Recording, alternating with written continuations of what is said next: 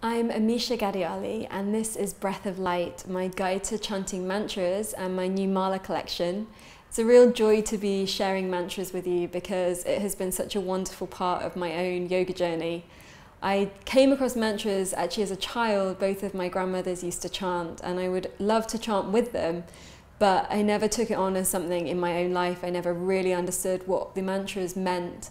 And then I remember being in India in my early 20s, and I was going on design trips for my jewellery label and sourcing trips. And I remember one year in particular, I had this sort of real heaviness. I was really feeling the weight of the world on my shoulders and some kind of like dark heaviness in my life. And everywhere I went, people kept saying to me, you need to chant the Gayatri mantra. If you chant the Gayatri mantra every day, then this feeling, this heaviness will dissipate and your light will shine through.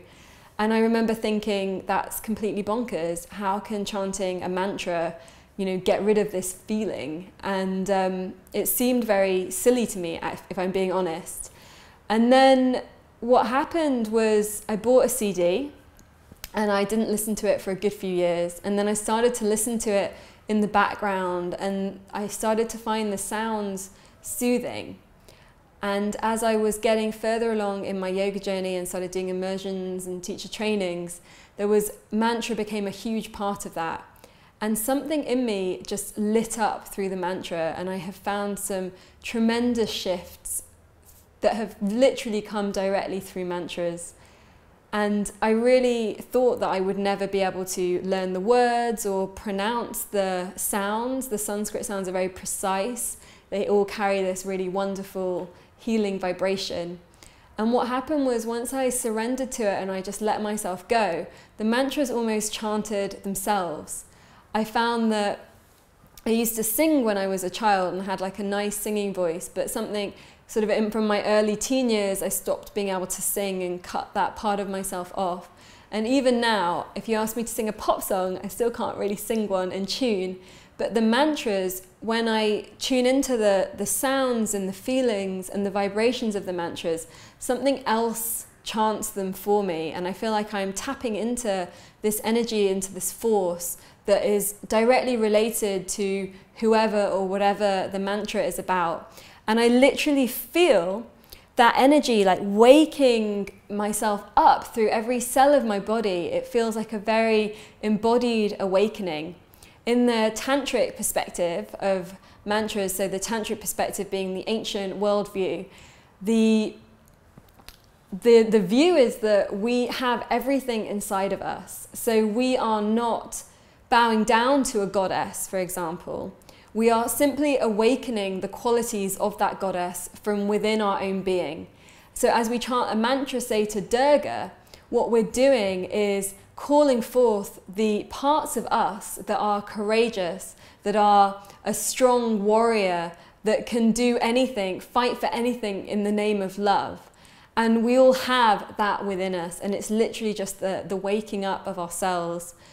Mantras are deeply, deeply healing, and I hope that you really enjoy listening and learning and chanting these mantras with me. I've recorded 16 of my favorites, and they are also with a PDF ebook guide that takes you through a little bit more about the mantra practice and a little bit more about why I chose these particular mantras.